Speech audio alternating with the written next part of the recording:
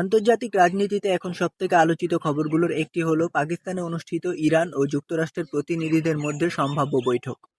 যদিও বৈঠকের সব বিস্তারিত আনুষ্ঠানিকভাবে প্রকাশ করা হয়নি, তবে কূটনৈতিক সূত্র এবং বিভিন্ন আন্তর্জাতিক মিডিয়া রিপোর্ট অনুযায়ী এই বৈঠকে বেশ কয়েকটি গুরুত্বপূর্ণ বিষয় নিয়ে আলোচনা হয়েছে বলে ধারণা করা হচ্ছে। প্রথমে আলোচনায় আসে মধ্যপ্রাচ্যের চলমান উত্তেজনা কমানোর বিষয়টি। দুই পক্ষই নাকি একে অপরকে সরাসরি সামরিক সংঘাতে না গিয়ে কূটনৈতিক সমাধানের পথে অগ্রসর হওয়ার আহ্বান জানায়। এরপর আলোচনায় উঠে আসে পারমাণবিক ইস্যু।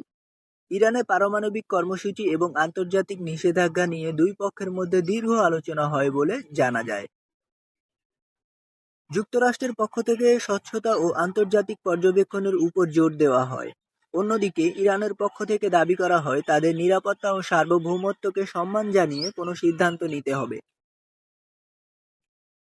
এছাড়াও আঞ্চলিক নিরাপত্তা, বিশেষ করে পারস্য উপসাগরীয় অঞ্চলে স্থিতিশীলতা নিয়েও কথাবার্তা হয়েছে বলে সূত্র জানিয়েছে।